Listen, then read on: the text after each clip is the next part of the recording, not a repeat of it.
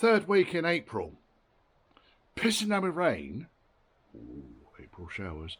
And there's a stag in my workshop. And it's not mine.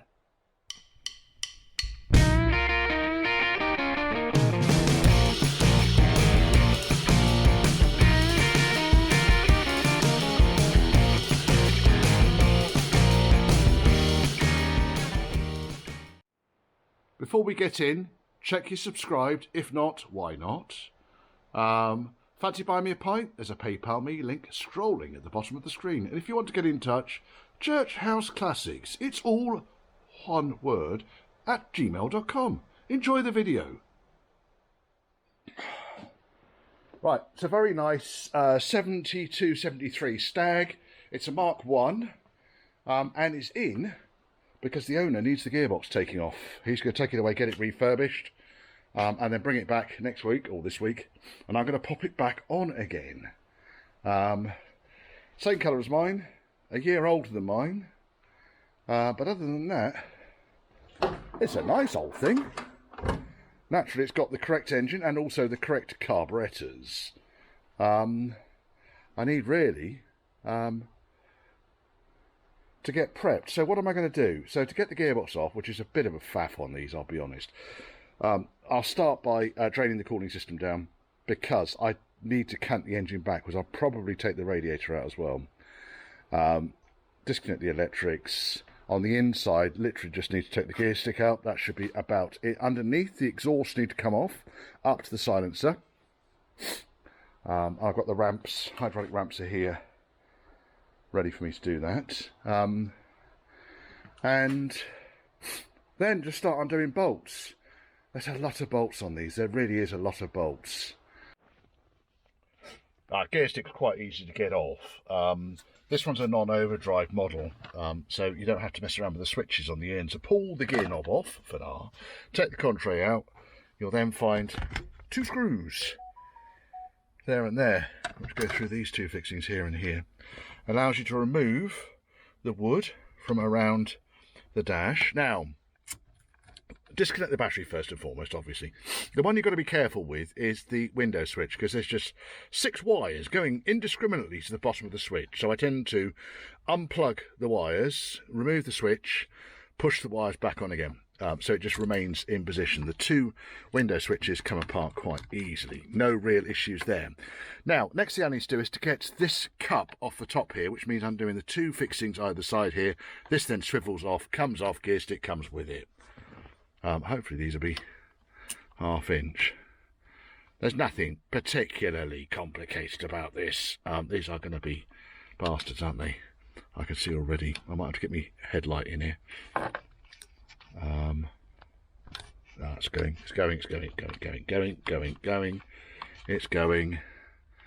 It's going. Might get the ratchet in here maybe, and the headlight, and this one. So battery is disconnected, because there will be live wires to the bottom of the window switch, because your window switch works without the ignition on, which is why you want the battery disconnected. But then we're also going to be working quite a lot under here anyway, so it would make sense. Right, so you rotate that off, and then the whole gear stick comes up and out. Done. Right, next we can leave those pins in there. We're not worried about that. I'm waiting for things to cool down a little bit before I drain the cooling system down. Terrible alignment, but beautiful shut. I'm going to shift this door backwards for this customer. That there really should be a lot closer to the edge of the door. The door's far too close to this edge. So I'm going to shift the whole door back for him. It looks like he's done a reasonable amount of bodywork on this since I last saw this car. I built, refurbished the carbs for him. Didn't rebuild them, just refurbished them. Put new gaskets, seals, jets, needles, and so forth into them, because they were all over the shop. They're still going well. No real issues there. Right, how are we getting on with the cooling system? Still a bit of pressure in here.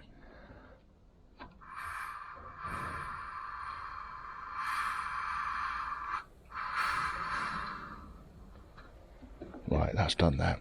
I'm going to be draining the cooling system down anyway, folks, but you wouldn't normally depressurise the system like that. Now, I've got a vacuum pump, which I'm just going to see if I can pump the majority of the liquid out of the car. Just using that. I'm going to replace the hoses anyway for the customer. Right, let's crack on with that. Because then once the hoses are off, I can get the rad out. The reason I want the rad out is because the engine needs to cant backwards. It needs to pivot on the engine mountings backwards to get to the bolts at the back end here. And the fan is dangerously close to the radiator, as any stag owner will tell you. So that's the main reason the radiator comes out, just to protect it. Rad came out, no problems at all. These hoses, they're not that old, but I'll change them anyway. The customer's given me a new set. Interesting interpretation of a rad support panel, very effective. But over-engineered. It will do the job. Taking distributor cap off, I'm thinking about whether I'm going to take the ignition coil out, but the key thing now is to get the exhaust off. Exhaust, starter motor, clutch hydraulics. Never a dull moment there.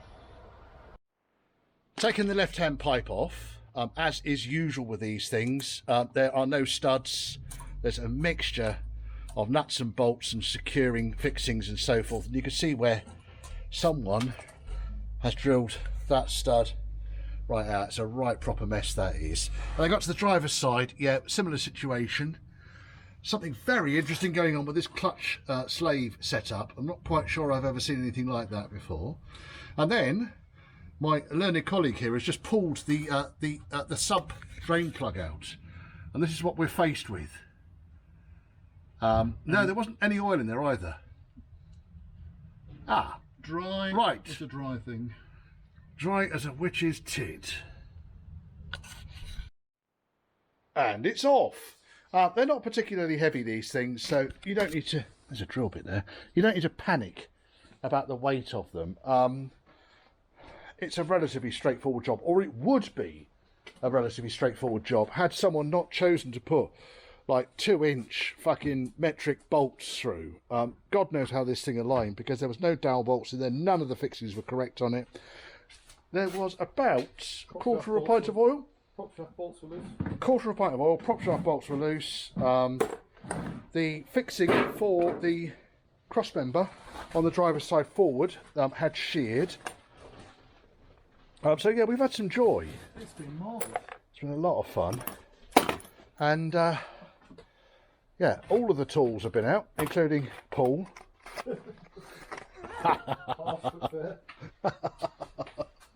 Anyway, Gearbox is off. Customer's going to pick that up tomorrow. I've got a load of other rods and sods to do. Replace the replace the clutch. Sort these two manifolds out, because there isn't one fixing on the manifold that's any good. I'm going to need to go through the stash of parts that he's given me, because I don't think there's many fixings that were on the gearbox that were correct. It's not the right sort of bolt, folks. And also, when it's like an inch longer than it needs to be, I know they say length is everything, but in this particular case, when axis is difficult and you're trying to wind that nut through that much of dirty thread, you learn new swear words. Finishing up today by getting the two exhaust manifolds off. No mean feat on a Stag V8, I'm afraid, folks. It's not fun. So really, you need to undo the lower row of bolts, with the exception of the front bolt on this side, front nut on this side, because it's a stud, from underneath, and the others need to be undone from the top. Ideally, you want to have the intermediate shaft out over on that side. And then, when the manifolds are on the deck, we can see what's going on. Driver's side. Yeah, that's an interesting mod, isn't it? Very interesting. Lots and lots and lots of exhaust paste in there. Clearly struggling to get it to maintain any form of a seal. Undid the bracket off this manifold. Of course, one stud always breaks. Pull that out. Not much signs of this blowing, was there? No. Yes, sorry. That's the stud that holds the forwards fixing into place. But other than that, the manifold is actually in quite good order.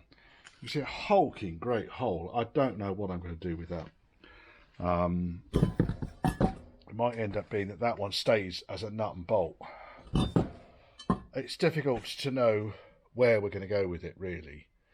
That still looks like it's got a thread in it. That is just a dead stud. So we're going to see if we can get those out. But yes, we'll be able to do something with them. I think on that note, I've had enough. Customers coming tomorrow to collect the gearbox. That's going for a refurb, but looking at the amount of swarf on the filler plug, I think it might be a bit past a rebuild. I don't know. It's pretty fucking gopping. And then on top of all of that, the other issue was there must have been about 50 millilitres of oil in there. Now, the customer had already said it was leaking. And that they needed it to be refurbished. I don't know where it was leaking from though. This is the problem. I'm just going to wind that drain plug back in. Going to need to get hold of a set of bolts for this, because not one of the bolt fixings on this thing was correct. Right, let's put that plug back in there. Not one of the fixings down here was correct. Which is something I'm going to need to sort out, because that's crazy. Is a crazy. Right, I can go back in there. I can go back in there. I started to clear the bench up, and then it's just got messy again because another job came in. A bit different to a Range Rover in my workshop, though. I know I need to sort this out. It's horrible. You can see how tight things get down here with this manifold.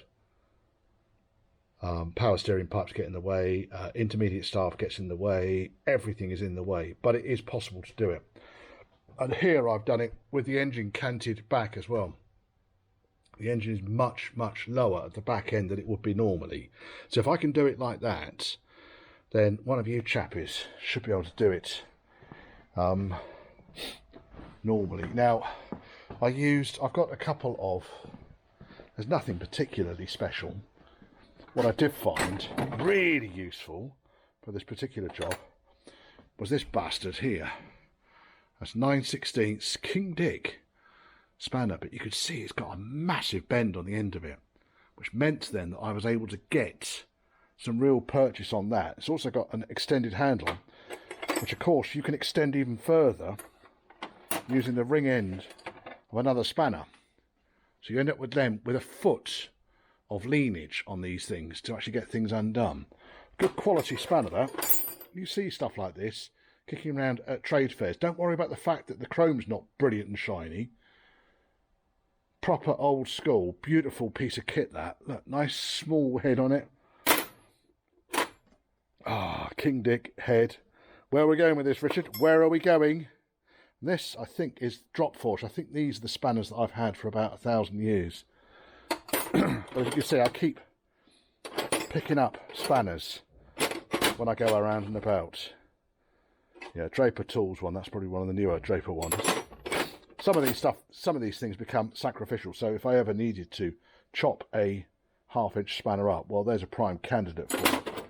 But in here somewhere, we will have, there we are. This is my spanner that I've adapted to undo the ball joints on a self-leveling strut on a Range Rover, because it's super thin. And when that gets broken, then I'll buy another one. And in here somewhere, we've got a super stubby 13mm. And a super stubby 13mm. Very useful for getting the rear bolt out of a Stromberg on the left bank, if we're allowed to say left bank. So on a Range Rover, it's that bolt down there. On a Rover V8, that bolt down there, you need a super stubby. But of course on the Stag, you don't. Right, I think we've had enough of this today. I am going to go home. Refurbishing these Stag manifolds, which I've been able to get 2 studs on each back in using helicoils. So UNF 5/16 by 24, which is a 5/16 UNF thread helicoil. Managed to get 2 in there, 2 in there. The third one on each manifold has just been drilled out, weapons grade drilled out. We'll come back to that one in a second. This one, I get my phone. It's a mess, but the idea is, if I weld a UNF bolt to a piece of metal, such that the piece of metal goes through the bolt hole, because the alternative is I'll put a step stud in there, and I haven't got the wherewithal, I haven't got the lathe to create a step stud. Forget the gasket out of the way, fuck off gasket, because I'm working one-handed. Right, now, okay, piece of metal goes in there. If I then adjust the lip on the piece of metal such that the stud drops in and sits more or less parallel with the others, that's going to be how I'm doing it. And then with this edge cleaned up, it will just brace against the outside edge of the manifold. The best I can do. The manifold's fucked. We can salvage it to a certain extent. The alternative would be to weld the hole up completely, no mean feat on cast iron, and then recut a thread. That's that one. That's the left hand manifold. Now let's go to the tripod for the right hand manifold, which, as you can already tell, has got some greater challenges. And the greater challenge we've got is that when I position, let's move that out of the way, when I position the gasket over the studs, I think, yes, this will do. We could just put a bolt through and that will work beautifully. That's not even going to fucking go over there. The studs need some minor adjustments, but there we are. That one goes over. Then we start to see, well, it doesn't even fucking line up. I mean, look at it. So what's actually happened here, and you can actually see in there's a crescent moon of the edge of the original bolt. So someone has properly drilled this off centre. So I need now to get in there and again elongate this hole and follow the same process. So I've got 2 manifolds, both of which have been fucked by some ham-fisted gibbon. It's not ideal, is it? You can see that's nice and central there. That really wants to be around that hole. Now, with these gaskets, what I will probably do is I'll drill the bolt holes just a millimetre bigger on each of the... where's my chisel gone? It's been taken up. If I drill it just slightly larger, the holes, then the gasket will actually drop into place quite happily. And I think we can do that. We're nowhere near the combustion face. And then on top of all of that, what I've then been doing is saying, right, okay, we've got driver's side manifold, driver's side pipe, which has been crushed into position. So that lip there has been crushed down, probably because it didn't fit properly. And someone just did the bolts up so fucking tight that it sheared the studs, etc., etc. Now that actually doesn't fit too bad, and I think once the gasket is in there and I've got 3 bolts on there, that will be about as good as that's going to get. Again, we might need to just enlarge these holes here such that we can get the studs through, and then we can get that on. Now the gasket itself, just to prove the point, the gasket lines up with the manifold. So I need to straighten that piece out there, or grind it off, drill that out straight, and then I can put the manifolds back on the car. Can't put the downpipes on until the gearbox has gone on, and we'll come on to clutch next. So I don't need to video all this because it's just hours of me drilling holes and shouting at it. A captive plate, this should have cooled down though, yes it has. Captive plate, drop a stud through, weld the fuck out of it. I'm going to grind that flat a little bit, and then I can cut this to shape such that it will fit and brace itself against the manifold. And we're probably talking about, what size steel I used here? It's mild steel.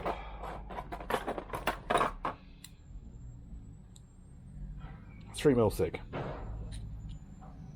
Should last a while, shouldn't it? Like I say, there's not a lot else I can do without resorting to stepped studs. And even then, that's not going to help me on this one, where the fucking thing hasn't even been drilled central. So this one is probably beyond all hope apart from this method. So I managed to get this a lot better by wedging an impact socket down the inside of it and bashing 7 bells of shit out of the outside. And it's got it back into a rough sort of shape, which I'm pleased with. That'll do. Saves me getting another downpipe or messing around trying to weld that back up again. So then I thought, right, okay, we've done the keys in my pocket, otherwise I'll lose them. I've done the captive bolt. So let's see if it all fits up. So this is driver's side, or right hand, exhaust manifold. So the stub points towards the back end of the car. So let's put the downpipe in. I know they're nylox, folks. They're just here to check everything tightens up. I don't want to use the brass nuts until this thing actually goes together. Because otherwise I'm just going to start to strip them. They don't need to be done up very tight either. Right, so 2 studs.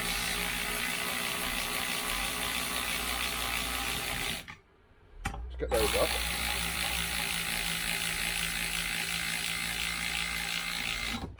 Right, and then my captive bolt, does it go in?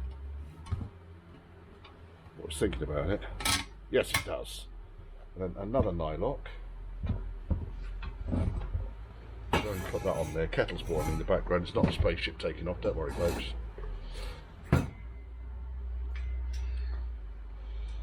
Is that going to go on? Yes, it is.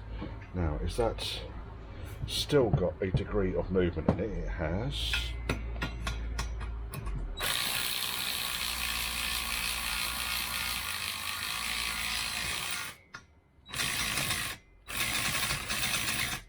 Is that caught? Nope. It's caught a little bit. It's not going in very square though, I'll be honest. But it's done up. And I'm able to do it up to a reasonable tall. This thing only goes up to about, what does it say on there? It doesn't. I read somewhere this thing, it goes up to about 20-30 foot-pounds, so it's not a lot. It's not there as a dugger gun. Now, as you can see, that stud is pointing that way. So what I might do is see if I can drill the hole a bit more square, or just fuck it and leave it. It's good enough at the moment with brass nuts. Let's go back on there.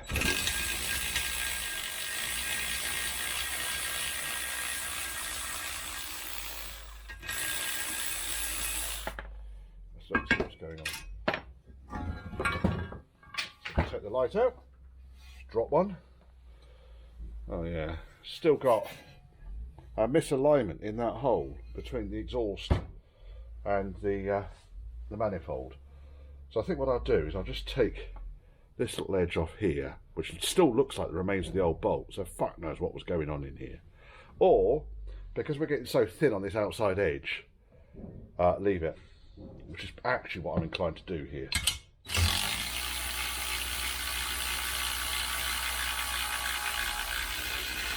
So that could go back on.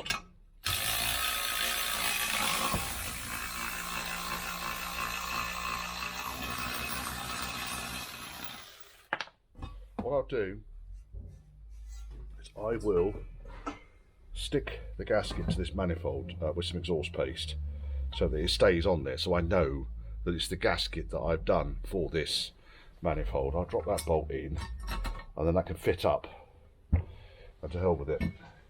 I've done here, this flange here, the damaged flange, I got the feeling that it was not bottoming out in there, and because of that the gasket had a slight rattle to it. So I've just taken a couple of mil off this.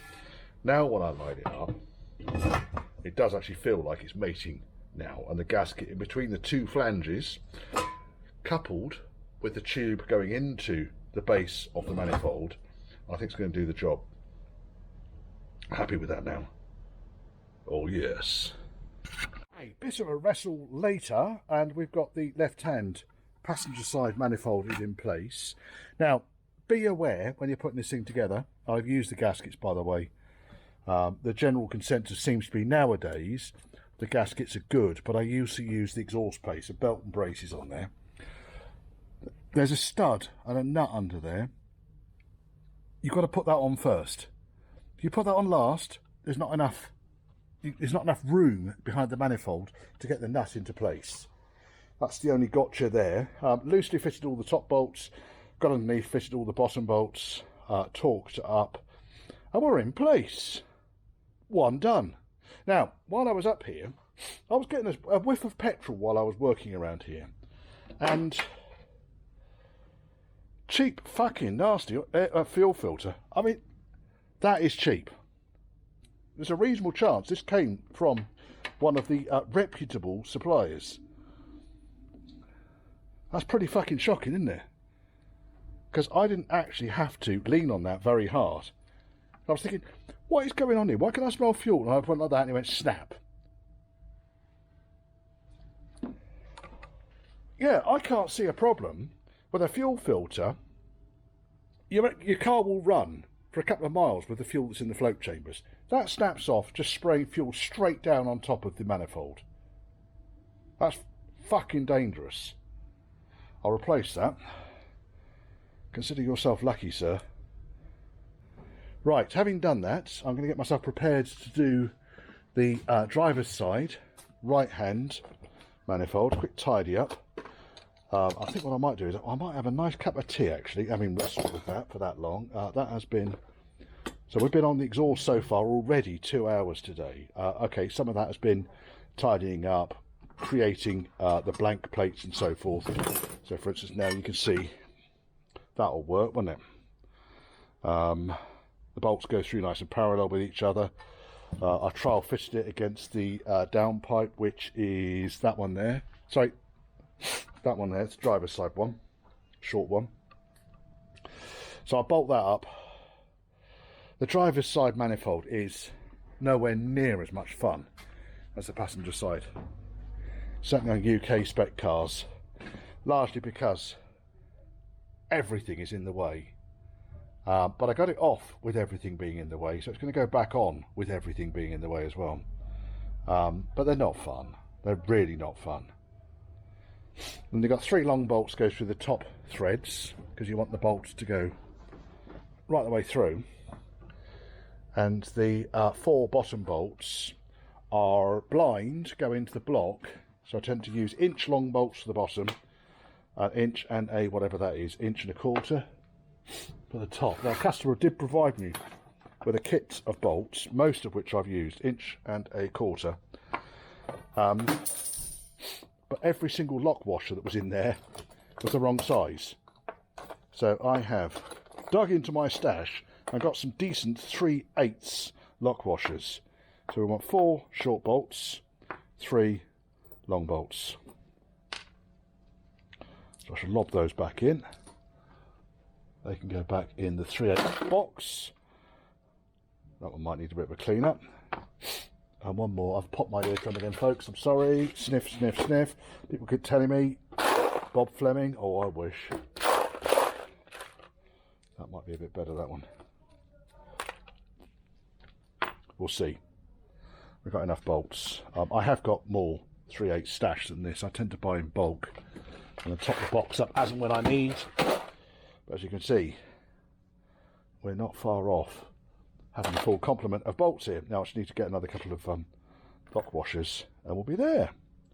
Right, customer's just left. He dropped the gearbox off, and I hate it when this happens. I really, really, really hate it when this happens.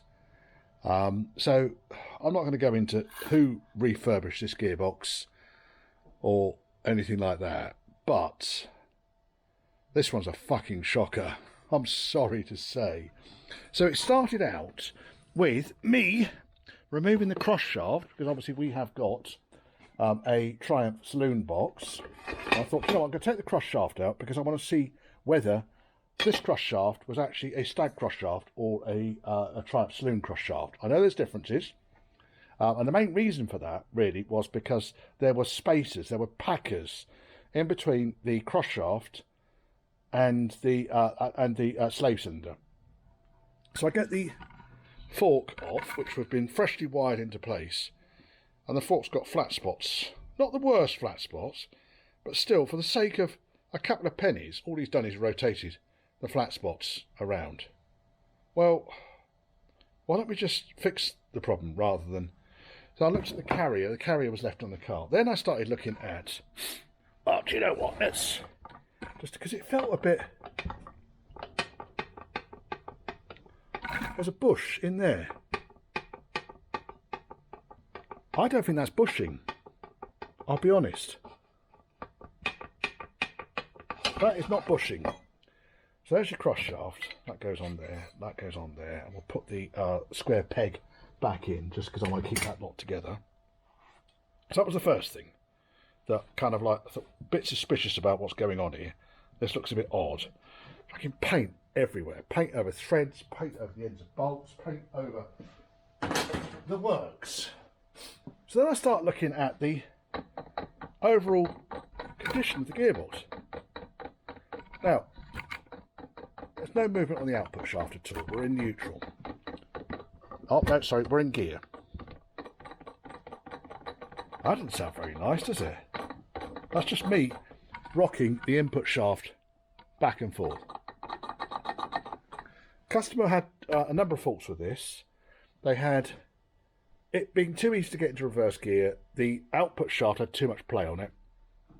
Up and down play. And obviously it was leaking oil. And it was easy to slip into reverse. So then I thought, well, do you know what? Let's just double check that we can get the filler plug out. Well, I've had some grips on that. I cannot shift it. That filler plug is in there. I don't know why the filler plug was not removed as part of the strip down and clean as part of the refurbishment. So then I started to dig a bit further. So I thought, well, do you know what? Let me just here have a quick gander at what is going on with the drain plug, which was loose. Lo and behold, it's still got swarf all over it. Well, that doesn't seem like it's been refurbished either, does it?